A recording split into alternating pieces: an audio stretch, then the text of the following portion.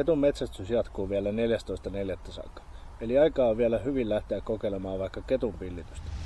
Jos joskus on pillitys käynyt mielessä, niin nyt on oikea hetki siihen. Juteltiin Tonin kanssa ketun pillityksestä ja käydään tässä videolla läpi ihan perusjutut siitä, miten homma käytännössä toimii. Ei mitään kikkailuja, vaan mitä oikeasti tehdään, kun lähdetään maastoon. Mennään tonne kodalle katsomaan, mitä Tonilla on asiaa.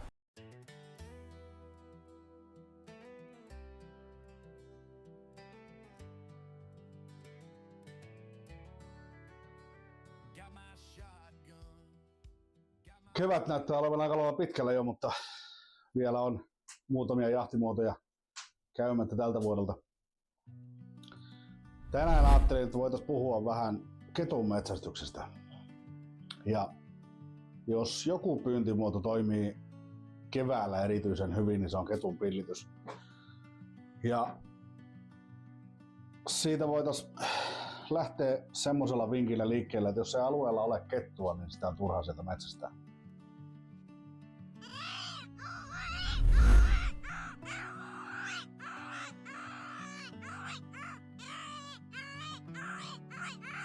Ennen kaikkea, mitä tässä täytyy painottaa, on se, että kaikki riippuu tiedustelusta.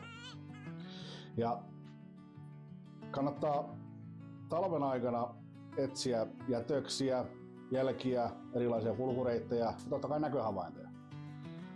Ja näköhavainnot voi olla ihan vaikka keskellä päivää tai illan hämärässä, mutta jos tiedetään, että alueessa kettu on, niin sitä kannattaa sitä koittaa pillittää kyllä. Ja metsäreunat, ojareitit, piheiköt, pusikot, kaikki tällaiset, ne on niitä paikkoja, mistä kettu yleensä kulkee ohi.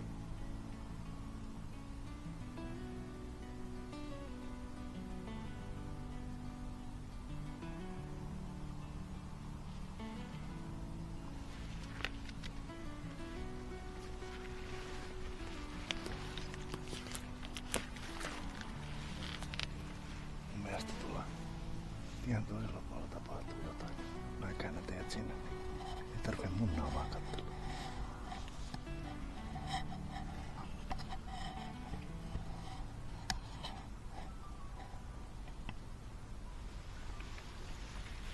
Tiedustelua kannattaa tehdä vähintään reilusti yli puolet.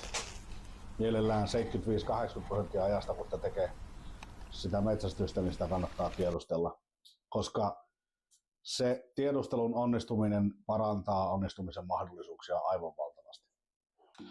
Ja sitten kun se paikka on tiedusteltu tosi hyvin ja pitäisi mennä sinne pillittämään, niin täytyy ottaa huomioon sellainen asia kuin tuuli. Ja se tuuli on hyvin tärkeä osatekijä tässä, että onnistutaan siinä pillittämisessä. Ja kettu yrittää lähes aina tuulen alapuolelle, vaikka se joutuisi kiertämään kuinka kauan, niin se ottaa sen aikansa kärsivällisesti ja kiertää sinne tuulen alapuolelle ja alkaa lähestyä sitä pillinääntä alapuolella tuulta. Ja pillityspaikalle täytyisi aina siitä syystä mennä mielellään sivutuulesta ja oletetun ketun olinpaikan vastakkaiselta puolelta. Eli jos kuvitellaan, että menet metsäsaarekkeeseen pillittämään ja oletettu ketun olinpaikka on metsäsaarekkeen itäpuolella, niin silloin lähestytään sitä saareketta sen saarekkeen länsipuolelta. Tai pohjoinen etelä, mutta ymmärsitte pointin. Ja sitten kun pääsee sinne paikalle, niin siinä kohti malttia ei tosiaan kannata heti aloittaa sitä pillitystä, vaan ihan rauhassa odottelee vartti 20 minuuttia, että se luonto kerkee rauhoittuu. Kaikki pikkulinnut, kaikki, mahdollisesti myöskin se kettu on sut nähnyt tai kuullut tai haistanut, kun sä oot sinne mennyt. Mutta se 15-20 minuuttia on sellainen aika, että se kettu on niin kauan ollut siellä omissa oloissaan, että se on käytännössä jo unohtanut sen, että sä siinä olet. Ja pillityspaikka muutenkin kannattaa valikoida niin, että sitä samaa pillityspaikkaa ei käyttäisi kauhean usein. Eli jos sitä pillitetään joka toinen päivä sitä samaa paikkaa, niin paikalliset ketut kyllä ihan varmasti oppii siihen, että siellä on aina paukahtaa, kun sinne päin menee. Ja varsinkin se kettu, mitä on kertaalleen sieltä jo ammuttu mahdollisesti ohi, niin se ei sinne toista kertaa hyvin mielellään kyllä tule. Pillitys metsästysmuotona on sellainen, että sitä voi suorittaa yksin ihan täysin sekä mies että ase, ja se on sillä valmis. Pillin tarvii totta kai, mutta ei välttämättä isossa porukassa, mutta pienellä porukalla, sanotaan 1-3 henkilöä, niin se onnistuu vallan mainiosti. 1 pillittää ja 2 ampuu on todella hyvä setappi 3 ihmiselle, tai vaihtoehtoisesti 2 ampujaa, josta toinen pillittää, on parille ukolle ihan sopivainen setappi. Ja sitten samat säännöt pätee sinne lähestymisessä kuin yksinkin mennessä, eli mennään sivutuulen kautta ja vastapuolelta siitä, missä se kohde-eläin on. Ja mennään sillä tavalla, että molemmat kulkee siihen samaan passiin ja sitten toinen jatkaa siitä vielä esimerkiksi sen saman saarekkeen toiselle puolelle tai esimerkiksi vaikka 150 metriä lähemmäs sinne ketun olinpaikkaan. Sitten kun pillitetään siellä valitussa paikassa ja olette yksin tai kaverin kanssa siellä jahdissa, niin sen 15-20 minuutin jälkeen kannattaa aloittaa sellainen 30 sekunnin viiva 45 sekunnin mittainen pillitysjakso. Ja siinä käytännössä imitoidaan sitä, että joku isompi tai parempi saaliseläin on nyt saanut, minkä ikinä saaliin onkaan, se riippuu pillistä, ja on sitä siellä tappamassa. Sen tulisi olla se kaiken kovaäänisin yksittäinen hetki, joka siellä pillillä pidetään. Ja se kiinnittää huomion kauempaa. Ketut saattaa kuulla parinkin kilometriin pillin äänen, ja parista kilometristä, kun se kettu lähtee pikkuhiljaa hiipimään kohti pilliä, niin siinä kestää sitten joku aika. Ja sitten sen jälkeen, kun on se 45 sekunnin pätkä siellä pillitetty, niin sen jälkeen ollaan taas hiljaa 5-7 minuuttia. Sitten kun se 5-7 minuuttia on siellä oltu hiljaa, niin sen jälkeen päästetään semmonen, mä oon tykännyt hiukan pidempi jakso, 45 hiukan reilu minuuttiin, niin sellainen, mutta vaimeempi. Eli pudotetaan sitä volyymia alas, ja kun pudotetaan sitä volyymia alas, niin se tekee sen, että se kettu ei ihan tarkkaan kuule, että mistä suunnasta se tarkalleen tulee. Siinä kohti, kun se kettu on, sanotaan, alle 200 metrin päässä aukealla ja puhaltaa pilliin, niin kettu näkee aivan varmasti, että mikä sille pillittää. Siinä tapauksessa on jo peli ohi melko varmasti. Joskus voi tapahtua yllätyksiä, voi tapahtua mukavia asioita, mutta aika harvoin. Mä oon pyrkinyt siihen, että pillitän ainoastaan silloin, kun jos kettu on näköetäisyydellä, niin pillitän ainoastaan silloin, kun se ketun huomio on jollain tavalla herpaantunut. Se on puskan takana, se on ojan pohjalla, se on jossakin muualla kuin suoralla näköetäisyydellä. Koska silloin, kun se pystyy kohdistamaan suoraan tarkkaan sen, että mistä se pilli tulee ja mistä se pillin ääni tulee, niin se tarkoittaa sitä, että se näkee melko varmasti ihmisen. Toki naamioinnilla ja muulla on tässä sitten omat etunsa, mitä kannattaa tehdä. Muista varusteista, käytännössä aseesta, niin moni miettii, että kannattaako sitä pillitykseen mukaan ottaa haulikko vai kivääri, niin vastaus on, että molemmat, jos mahdollista, ja vielä parempi, jos olisi yhdistelmäase. Jos tekee sen ratkaisun ennen jahtia, että tänään mennään haulikon kanssa tai tänään mennään kiväärin kanssa, niin mä oon huomannut, että se on tosi usein sen väärä.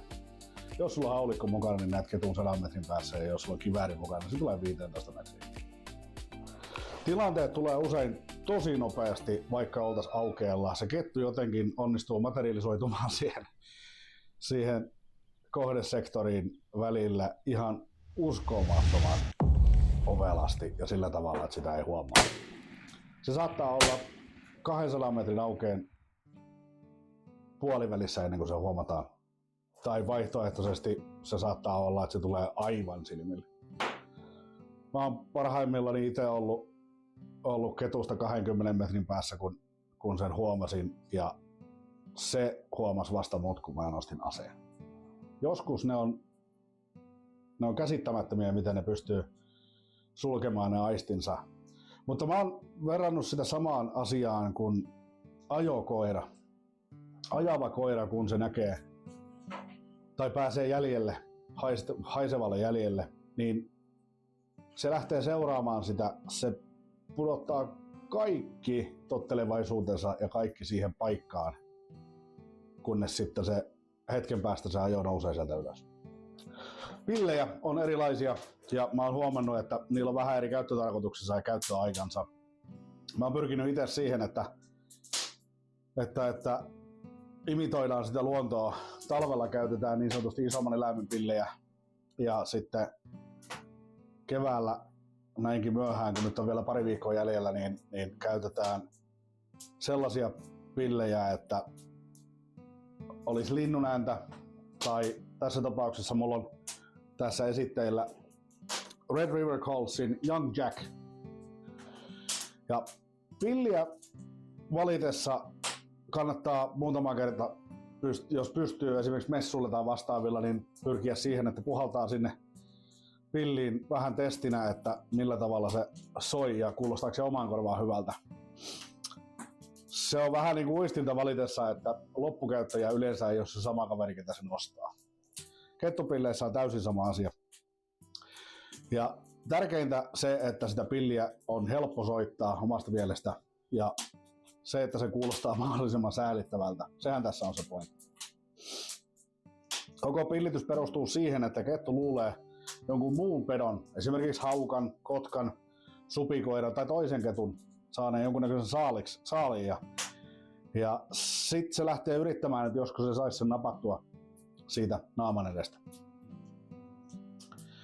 Ja se kettu kun lähtee tietynlaiselle rosvoretkelle, niin sehän vaatii ketulta aika paljon hyvää itsetuntoa. Niin se tarkoittaa sitä, että yleensä pillille tulevat ketut on hyväkuntoisia, nuoria, suuria yksilöitä, joilla on riittävän iso ego siihen, että ne pystyisi hakemaan sen toisen pedon nenän edestä sen saaliin. Joskus kuulee, että ihmiset soittaa petopilliä ihan pelkästään puhaltamalla siihen.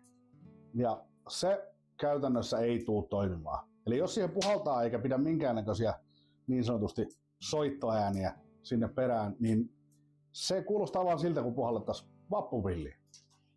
Esimerkki. Ja se kun vappupilliin puhalletaan tuolla mettässä, niin se ei käytännössä ole kenellekään järkevää. Eli ei kannata lähteä puhaltamaan, vaan sitä pilliä täytyy tosiaan soittaa. Ja kun sitä pilliä lähdetään soittamaan, niin level 1, että nostetaan sitä korkeammalle tasolle, on se, että päästetään tältä kurkusta semmoista hyminää samalla. Pikkasen poskia sipistetään ja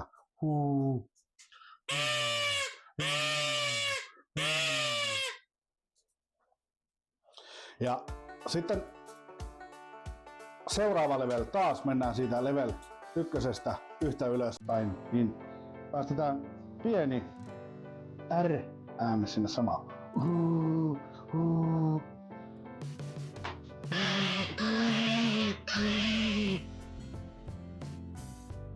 Se on helppo. Ja sitten mennään siihen, että millä tavalla sitä ilmaa päästetään ulos keuhkoista. Ja se mä oon tykännyt tehdä niin, että se toimii hyvinkin helposti pikkasen värisyttämällä. Laulajat tietää, miten kannattaa pientä vibraa laittaa sinne mukaan, niin saadaan se kuulostamaan jo heti paljon houkuttelevammalta sille ketulle.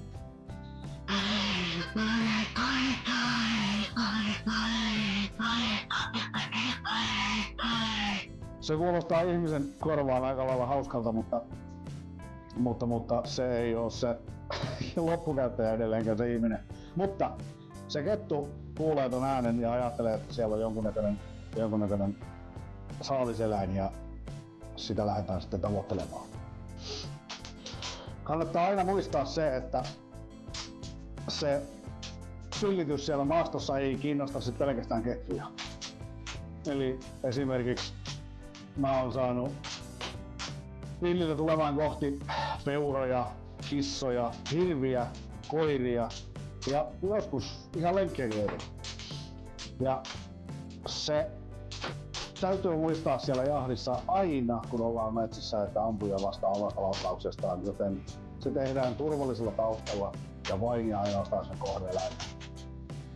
Yksi sellainen ehkä ikimuistoisimpia tapauksia oli se, kun helmipöllö tuli viereiselle nuolokivelle katselemaan, että mikä täällä huutaa, että olisiko se mahdollista saada sitä omiin suihinsa. Ja mulla on siitä itse asiassa olemassa ihan video, kun sit laitettiin lamppuja päälle ja rupesi olemaan aika lailla hämärää ja näytettiin sitä helmipöllöä, niin se jäi siihen aika pitkäksi aikaa siihen viereen katselemaan.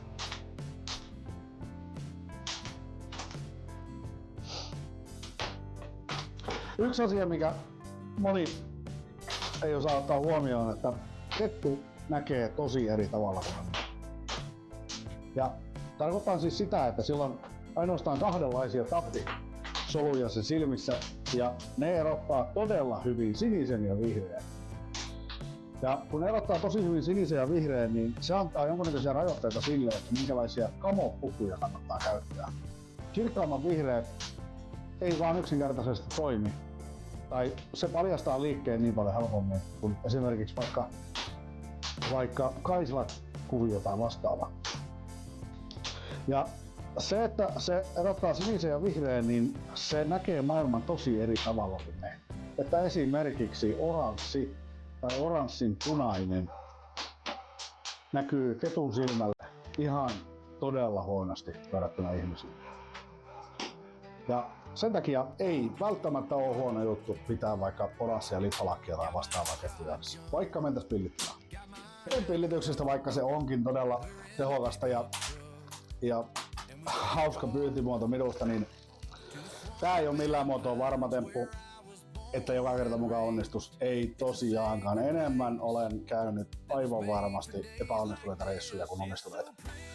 Ja koko taito perustuu siihen, että mennään sinne maastoon, tehdään niitä virheitä ja opitaan niistä.